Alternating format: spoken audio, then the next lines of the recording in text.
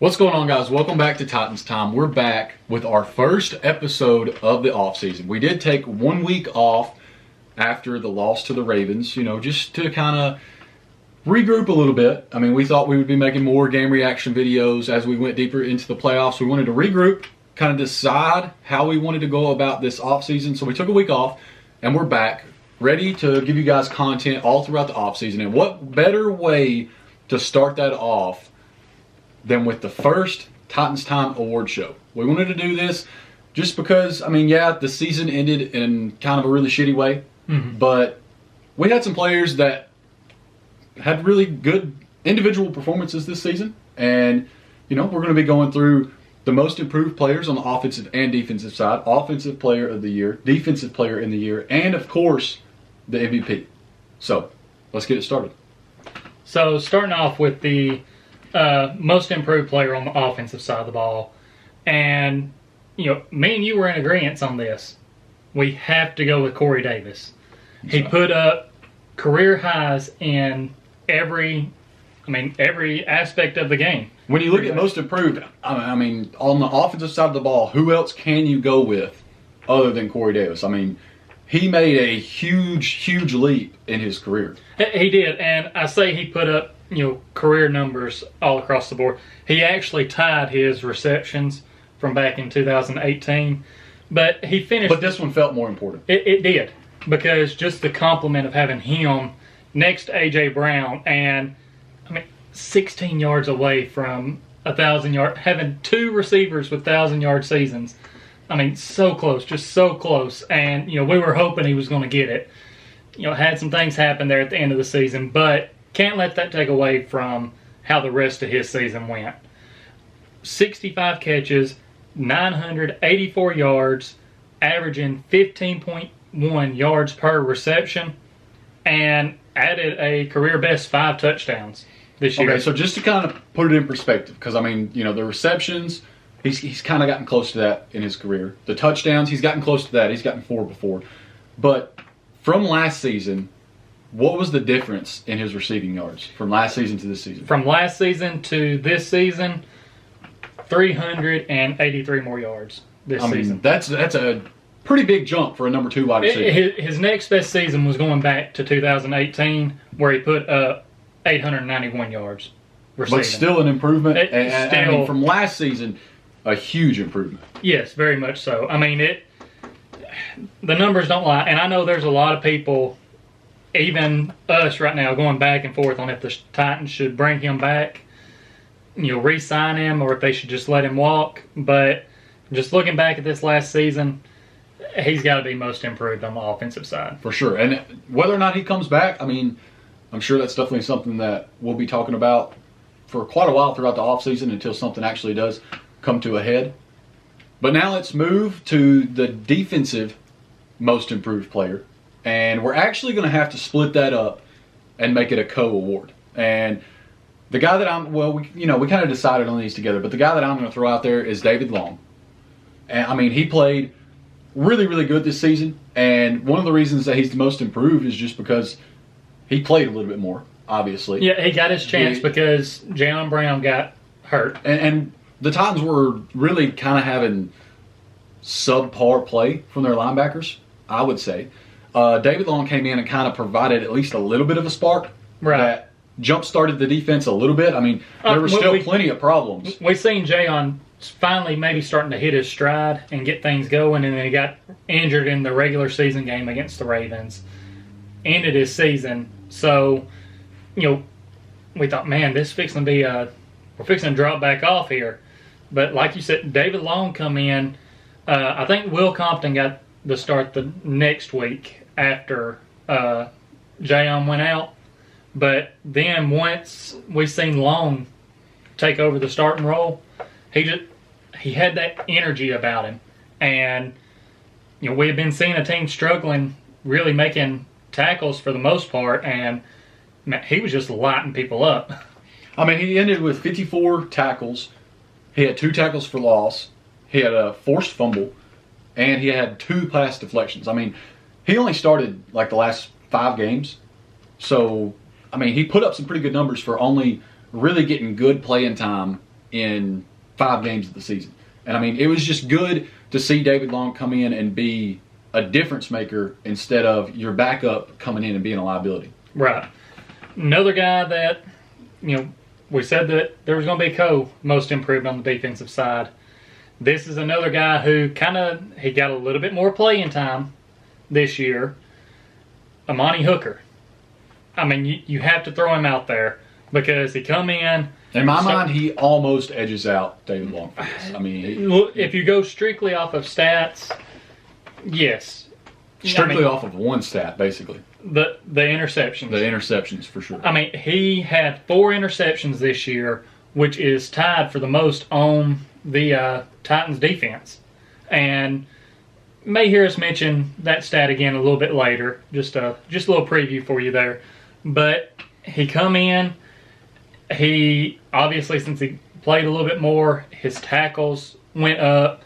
But, like you said, the biggest thing was the interceptions. He was able to force some turnovers. And the Titans had other players in the secondary that actually regressed a little bit. So it was nice to see Monty, we had a linebacker that, improved. It was nice to see Monty Hooker in the secondary improve to kind of give a little bit of a boost where some other guys were slacking a little bit. Right. We won't name any names. Nope. we'll leave it be right now. But one name that we can't say early in the season is Jonathan Joseph. I mean, oh yeah. I mean, pick up a little slack there. But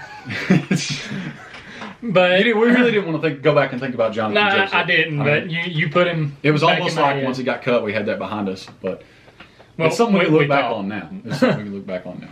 But yeah, I mean, I think that there's a strong argument for Monty Hooker to, be most improved, if not edge out David Long for that. And guys, I just want to say right quick, on all these awards, make sure y'all go down and leave some comments letting us know who y'all thought should get each one of these awards that we throw out there. I mean, we know not everybody's going to agree with us. Right. We want to know y'all's opinion on this. And, I mean, this is just our opinion. We got together, talked about it, and these are the guys that we agreed on. If there's one thing for certain, it's if you put an opinion out there, somebody's going to have something different. So leave them in the comments. I know that not everybody's going to agree with us. Actually, some people might think some of our picks are stupid. They might, but hey, that's their opinion, and we're going to go with ours. The next one that's coming up might be a little controversial with something. I think there's going to be a couple more of these that are a little bit controversial. But Offensive Player of the Year. We got to go with the man, the beast, the Jedi, whatever you want to call him, A.J. Brown. And we were going back and forth on this one because we thought, okay, maybe this one could be Ryan Tannehill because he had a lot of great people season. will probably say that it is Ryan Tannehill. I really can't argue with them, but after we seen the Instagram live video where A.J. Brown still a little loopy on his meds. A little bit? Well, all right, maybe a lot of bit. Coming out of surgery. Had surgery on both knees. Said that doctors told him he would be done after week 2. And he played the rest of the season, put up another 1,000-yard season. I mean, it's just, after seeing that, we had to agree that we had to go with A.J. Brown for this because, I mean, like you said, he shouldn't have been out there. And he gutted it out, went out there because he wanted to be out there with his teammates, wanted to be out there to try and help them win. And, I mean, he done it. He was just a beast all season long. That's one of the, really great stories about player toughness that I've heard out of the NFL ever. I mean, I think that you give A.J. Brown whatever amount of money he wants for however long he wants and keep him as a Titan for the rest of the time that he plays football. He even said in that Instagram live video that he wants to eventually retire a Titan. Give him the Patrick Mahomes contract. Hey, I'm fine with that. Keep him around. We need A.J. Brown. A.J. Brown will single-handedly just produce points. I mean, it's like the quarterback really doesn't even have to try that hard on some occasions with A.J. Brown. You can literally just throw the guy a screen pass, and if he decides he's not going to be tackled, I would hate to see what he's like if he's fully healthy. Exactly. But if we saw it against the Ravens, if he decides that he's not going to be tackled, he's not going to be tackled. All I can say is teams better watch out next year when he comes back fully healthy because, I mean, let's face it. Usually these awards are based off stats, correct? I mean, What have you done? He had a career best and pretty much across the board. He had 70 receptions this year for 1,075 yards, averaged 15.4 yards per reception. So he went down about 5 yards in that one. Yeah, but when you're the main guy, you're going to get some shorter receptions in short yardage situations. Then had 11 touchdowns compared to 8 from last year when we thought 8 was good for him. Well, it was good for a rookie. So, but, I mean, like I said, after seeing that Instagram Live video and then going back and looking at what he did, you have to go with A.J. Brown for Offensive Player of the Year. Yeah, I agree. Let's move to Defensive Player of the Year, and it's kind of hard to pick a bright spot out of a defense that's probably was either one of the worst, if not the worst, defenses in the whole entire NFL. I mean, they were bad. We just have to look back on it and admit there was one guy who really stepped up for us. There was one guy that without him, this defense would have had no chance. Pretty much. And that's Malcolm Butler. The guy had 4 interceptions, tied for the most on the Titans, with Monty Hooker. Told you you'd hear that stat again. Tied for the most on the Titans. He had 14 pass deflections, which for the Titans, it was really good this season because most of the time they would be 14 yards off the wide receiver and have no chance at a pass deflection. He had 14. I mean, he had a really good season, and it's one of those things where, like with Monty Hooker, it was nice to see somebody doing something in the secondary. Right, and it was nice just to see, we mentioned it with David Long, the energy that he would bring because, he'd be talking his shit to these receivers. He'd come up.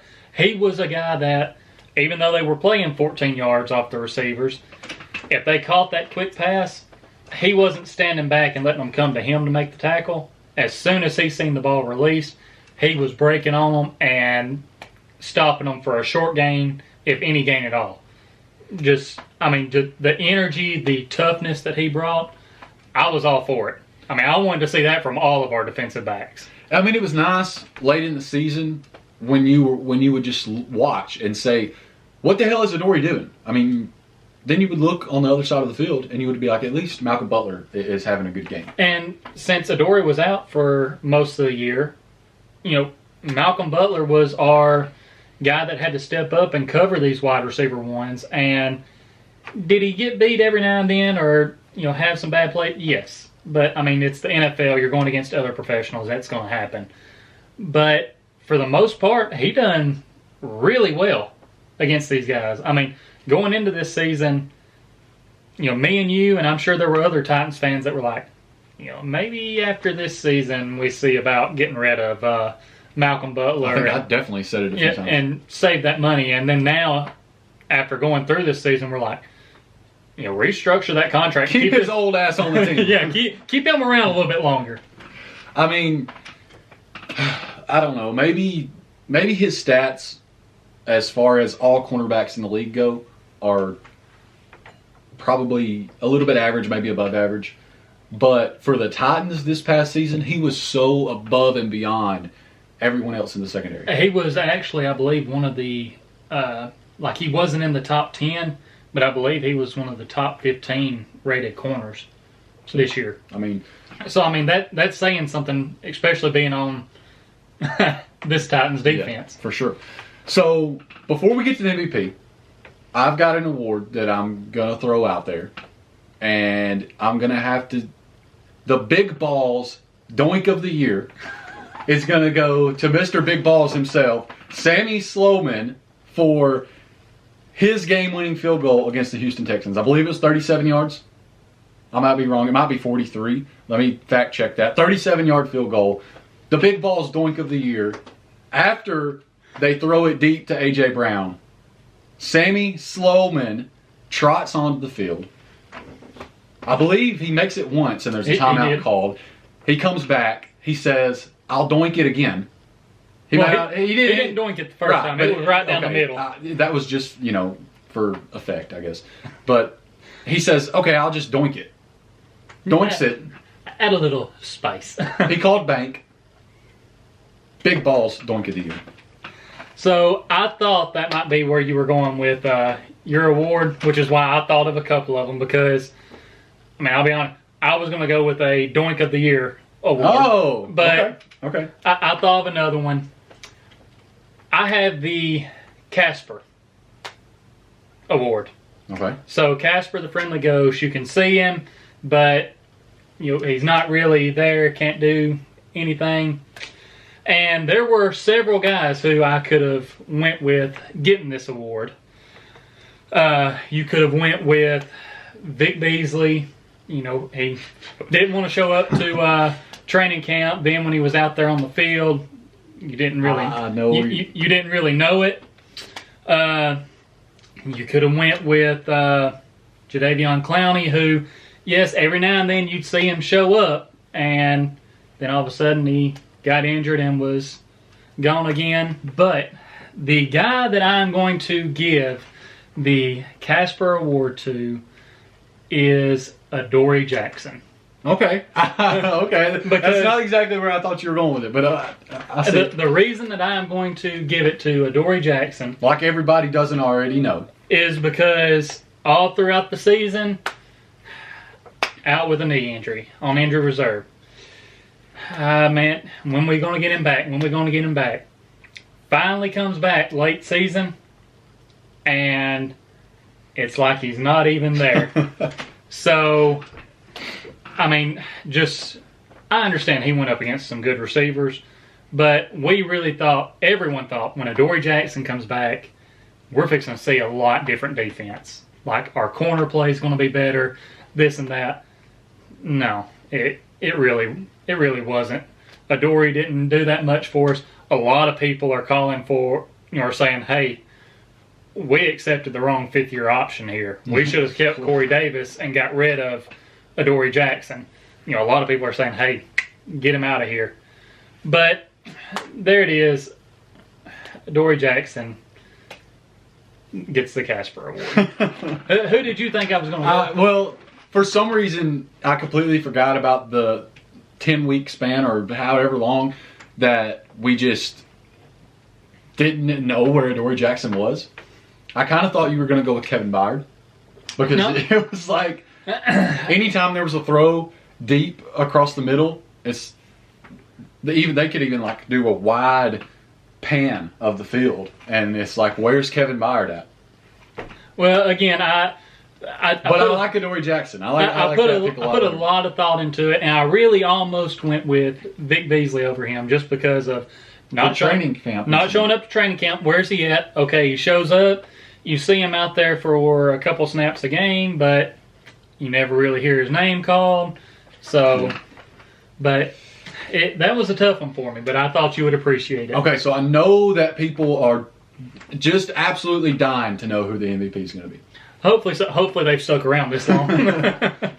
We're not as long as other award shows, so maybe we've kept their attention. This is not the Grammys. Not the CMAs, anything like that. We're going to keep it as short as we possibly. I don't know. We probably could have condensed it a little bit, but either way, we're just having fun with it. We took a week off. We got to get back in the flow. That's right. Our MVP. This one's going to be controversial for some people, but we have to go with Derrick Henry for the MVP. Get it? Yeah, there you go. I don't know if you were planning on doing that, but I saw the picture sitting back there. I actually was. That's the reason I said it there. But 2,000-yard season, the Titans are now the first team in NFL history to have two different running backs go for 2,000 yards. 2,027 yards on 378 rushing attempts, 17 touchdowns, which is a career best for him. Everyone, outside of the Titans organization, last offseason was saying you don't sign running backs to long-term deals. They always fall off. Derrick Henry put up 2,000 yards behind an offensive line where we got down to our third string left tackle, and none of our linemen made the Pro Bowl. And credit to all the linemen though for opening up these lanes for Henry to run through, him to just be the stud that he is, breaking through, basically putting more defensive backs on posters with his stiff arm. I know a lot of people may go back and forth with this because this is another one where you can make an argument for Ryan Tannehill. I agree. Because you could argue that without Tannehill's success, Henry probably doesn't have this season. But go ahead. No, you go ahead.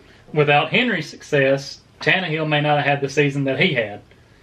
So, but averaged 5.4 yards per attempt. Again, a career best. I think most people probably seen this coming, but like I said, it was just kind of a no-brainer for us who to go with. I mean, what else can you say? The dude is a beast. He stiff arms anyone and everyone inside. And, I mean, he is a linebacker with the speed of a running back. I mean, I don't know what else you could say other than he was the most valuable player on the Tennessee Titans this season. I agree. I mean, you take Ryan Tannehill away, yes, things change, but they don't change near as much as they do if you take Derrick Henry away. That's right. And we probably, if the Titans hadn't got far behind in a couple games this year, we probably could have seen Derrick Henry break the all-time rushing record for a season. It's possible. So, but, I mean, I think that's all we have for... Make sure that you're with us on social media. On Twitter and Facebook, those are the two that we're the most active on Twitter, it's Titans_time. On Facebook, it's Titans Time. We're also on Instagram, Titans Time Podcast. You're on our YouTube. Make sure you subscribe so that you can see more videos throughout the off season. We got some things planned. We've got some things planned. Things are, going to be shaking up a little bit. It's going to be, I think, pretty fun off season. I think so too. I mean, things are changing with the Titans. There's going to be coaching changes. Obviously, the draft, free agency. There's going to be so many things to talk about. Some casual fans might kind of take the off season and not think about football at all. But I mean, we're still going to be here. Might not be. Actually, we probably will be just as active as during the season. So make sure you subscribe. Also, check out the podcast. That probably won't be as active as the YouTube during the off season, but we'll still have some stuff going up on there. It's Titans Time. Check it out on any podcast app. Am I forgetting anything? Our website is titanstimepodcast.com.